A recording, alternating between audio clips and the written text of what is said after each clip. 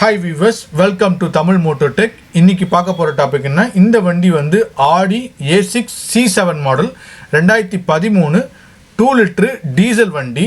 இதுல என்ன DTC பத்தி பார்க்க போறோம்னா P2753ன்ற ஒரு DTC ஆட்டோமேட்டிக் டிரான்ஸ்மிஷன்ல ரிஃப்ளெக்ட் ஆயிட்டே இருக்கு. ஸோ இது எப்படி டயக்னோஸ் பண்ணுறது, இது எப்படி வந்து கன்சர்னை சால்வ் பண்ணுறதா இந்த வீடியோவில் நம்ம பார்க்க போகிறோம். ஃபஸ்ட்டு ஸ்கேன் போட்டு பார்க்கும். ஸ்கேன் போட்டு பார்த்தம்போது பார்த்திங்கன்னா டிசிஎம்மில் ஒரே ஒரு டிடிசி ரிஃப்ளெக்ட் ஆகுது. ஸோ ஆனால் பட் இன்ஸ்ட்ருமெண்ட் கிளஸ்டரில் எதுவுமே வந்து டிஸ்பிளே ஆகலை இந்த டிடிசிக்கு. இந்த P2753 இந்த DTC transmission fluid control circuit ஓப்பன்ற டிடிசி கன்சிஸ்டிங்காக வந்துட்டுருக்கு. ஸோ இதை செக் பண்ணி பார்க்கும்போது என்ன ப்ராப்ளம் இருக்குதுன்னு பார்த்தீங்கன்னா, இந்த ஆட்டோமேட்டிக் டிரான்ஸ்மிஷனில் கூலரில் பார்த்திங்கன்னா ஒரு கூலண்ட் கண்ட்ரோல் வால்வுன்னு வரும். அந்த வால்வு ஒன்று ப்ராப்ளமாக இருந்ததுன்னா அந்த மாதிரி வரும். இப்போ ஸ்கேன் போட்டு டிடிசியை ஃபுல்லாக கிளியர் பண்ணிவிட்டு திருப்பி ஸ்டார்ட் பண்ணுறேன். ஸ்டார்ட் பண்ணவுடனே பார்த்திங்கன்னா அந்த டிடிசி எதுவும் வரல. பட் ஆனால் வண்டி ட்ரைவ் பண்ணவுடனே ஒரு 2 மினிட்ஸ்லேயே ஆட்டோமேட்டிக்காக திருப்பி அந்த டிடிசி வருது. அது இல்லாமல் இந்த வண்டியில் வந்து ஒரு கூலண்ட் லீக் ஃபுல்லாக அங்கங்கே இருந்திருக்கு. ஸோ கூலண்ட் லீக்குனால அந்த கூலண்ட் சர்க்குலேஷன் போகாமல் அந்த வால்வ் வந்து ஒன்று ஜாம் ஆகிருக்கலாம், இல்லை வந்து ஒயரிங் எதாவது ப்ராப்ளமாக இருக்கலாம். திருப்பி ஸ்கேன் போட்டு பார்க்கும்போது பார்த்திங்கன்னா இந்த டிடிசி திருப்பி ரிஃப்ளெக்ட் ஆகுது. ஸோ அந்த P2753 டிரான்ஸ்மிஷன் ஃப்ளூயிட் கண்ட்ரோல் ஓப்பன்றது காட்டுது. ஓப்பன்னாலே முக்கால்வாசி பார்த்திங்கன்னா ஏதாவது ஒயர் கூட கட் ஆகிருக்கலாம், இல்லை பம்ப் ஒர்க் ஆகாமல் இருக்கலாம். ஸோ இந்த அந்த control valve coolant control valve வந்து எங்கே வரும்னு காட்டுறேன். இது வந்து ஆட்டோமேட்டிக் டிரான்ஸ்மிஷனுக்காக வர்றது. இந்த வால்வ் எங்கே வரும்னு பார்த்திங்கன்னா லெஃப்ட் ஹேண்ட் சைடில்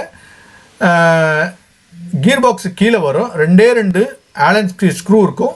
அந்த ஸ்க்ரூவை லூஸ் பண்ணுறதுக்கு முன்னாடி இந்த கப்ளர் கழட்டிடுங்க. ஸோ ஒரு இன்லெட் ஹோஸ் ஒன்று வரும், இன்னொரு அவுட்லெட் ஹோஸ் பார்த்திங்கன்னா நேராக ஆயில் கூலருக்கு போகிறது. ஸோ 2 ஹோஸை வந்து டிஸ்மேண்டில் பண்ணி எடுத்துகிட்டு இந்த ஸ்க்ரூ கழட்டினீங்கன்னா இந்த கூலண்ட் கண்ட்ரோல் வால்வை கழட்டி வெளியில் எடுத்துடலாம். இதில் செக் பண்ணி பார்க்கும்போது பார்த்திங்கன்னா இந்த கப்ளருக்கு பார்த்திங்களா இந்த இடத்தாண்ட ஃபுல்லாக கரோட் ஆகிருக்கு. ஸோ வந்து கூலண்ட் போகிற லைன் வந்து பார்த்திங்கன்னா பிளாக் ஆகி இந்த கப்ளரில் ஃபுல்லாக கரோட் ஆகிருக்கு. ஸோ இது மெயில் பின்னு, ஃபீமேல் பின்லேயும் செக் பண்ணி பார்க்கும்போது பார்த்திங்கன்னா கரோடு இருக்கான்றது செக் பண்ணி பார்க்கலாம். பட் ஆனால் இந்த கூலண்ட் கண்ட்ரோல் வால்வ் வந்து ஓப்பன் சர்க்கியூட் ஆகிருக்கு. ஸோ இந்த கூலண்ட் கண்ட்ரோல் வால்வ் வந்து மாற்றி தான் ஆகணும். ஸோ இப்போது இதுக்கு ரீப்ளேஸ்மெண்ட்டு கூலண்ட்டு காட்டுறேன் பாருங்கள். இது அன்பாக்ஸ் பண்ணியிருக்கேன். இதுதான் வந்து புது கூலண்ட்டு கண்ட்ரோல் வால்வு. இதோட பார்ட் நம்பரு மேலே உங்களுக்கு மென்ஷன் பண்ணியிருக்கேன். இது வந்து Audi A6க்கு வர்றது. இந்த கூலண்ட் கண்டெய்னர் வால்வ் மாற்றுறதுக்கு முன்னாடி அந்த கப்ளர் செக் பண்ணிக்கோங்க. எதுக்கு சொல்கிறேன்னா, பழைய கூலண்ட் கண்ட்ரோல் வால்வில் பார்த்திங்கன்னா அந்த மெயில் பின்னில் கரோட் ஆகிருக்கு, இந்த ஃபீமேல் பின்னிலையும் ஃபுல்லாக கரோட் ஆகிருக்கு, ரஸ்ட் லீக் அடிச்சிருக்கேன். ஸோ இது அப்படியே விட்டுறாதீங்க.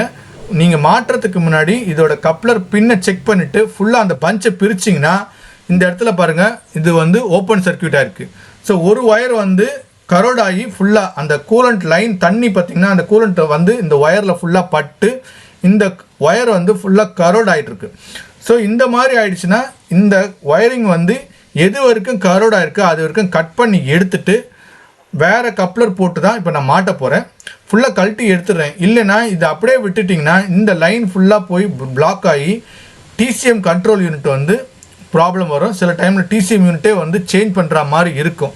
ஸோ அதனால் கப்ளர் கழட்டினீங்கன்னா ஃபுல்லாக செக் பண்ணிவிட்டு இந்த கப்ளர் ஒயர் ஏதாவது டேமேஜ் ஆகிருக்கான்னு பார்த்துட்டு புதுசு போடுங்க. நான் இப்போ என்கிட்ட இருக்க ஒரு கப்ளரை வந்து கட் பண்ணி மாட்டியிருக்கேன். ஸோ இப்போ ஃபுல்லாக மாட்டியாச்சு, கூலண்ட்டு மாட்டிட்டேன், கப்ளரை மாட்டிட்டேன். ஸ்கேன் போட்டு செக் பண்ணுறேன்.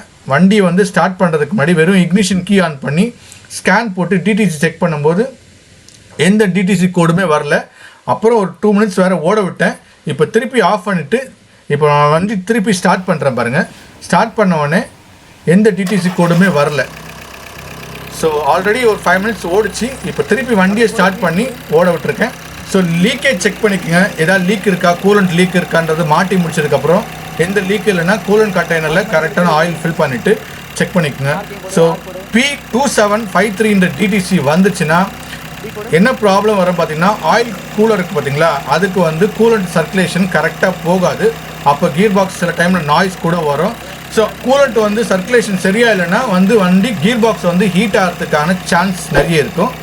ஸோ இந்த வீடியோ பிடிச்சிருந்தா லைக் பண்ணுங்கள், ஷேர் பண்ணுங்கள், சப்ஸ்கிரைப் பண்ணுங்கள். தேங்க்ஸ் ஃபார் வாட்சிங் தமிழ் மோட்டோ டெக்.